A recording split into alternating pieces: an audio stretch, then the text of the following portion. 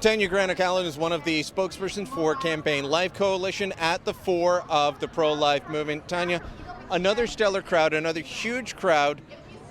We talked yesterday, we were at a round table together, and there's a big talk about, do you try and change the politician's mind? Do you try and change the minds of people? Today it's about the politicians, isn't it? It definitely is. We want everybody in that building here, including the Prime Minister, to know that we demand rights for the unborn, and we want to let life win, which is the theme for this year's march. Let life win. Absolutely. Let life win. That children from the moment of conception to people until the natural point of death deserve rights and deserve to be protected, which is important because of the assisted suicide law being struck down this year. Okay, but that is a great message. But the fact is the politicians are followers. They're not leaders. And the Canadian public is of mixed minds on abortion. So isn't the real work when people go back home to convince their friends, their family, their neighbors of the righteousness of your position? Oh, absolutely. But if you look at the polls done, I remember one poll said that the majority of Canadians want some restriction on abortion. So one could say the majority of Canadians actually are pro-life, and that the current law, the status quo, is not representative or reflective of what the Canadian population wants. So my question is, how democratic is that place if we don't have laws that reflect the opinions of the people? So yes, when people go back home, they need to lobby their MP. They should adopt an MP, work within their churches, their synagogues, their mosques, whatever, and keep bringing the life issues to the forefront, because there is no other issue that is more important in this country than the right to life. I've been up on Parliament Hill full-time for more than a decade now. Before that, I was up here part-time.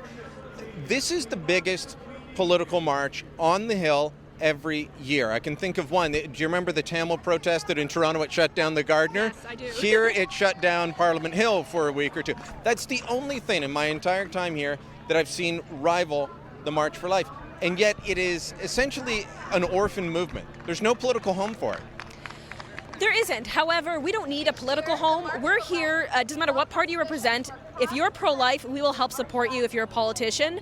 Unfortunately, we know that Justin Trudeau has said no to any pro-lifers in his party. The NDP are definitely not favorable. So there is very little movement currently.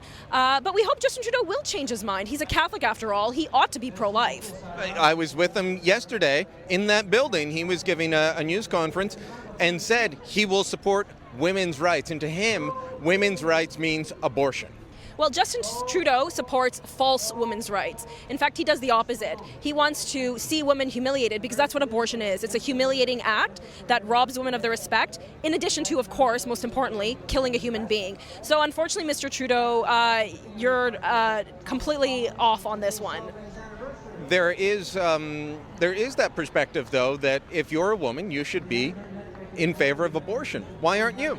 Because I don't believe that murdering an infant inside my womb, going through an unnecessary medical surgical procedure that could leave me infertile, suffering undue psychological repercussions from losing a life and not knowing it at the time because nobody's educating me properly, I don't think that in any way, shape, or form is good for women.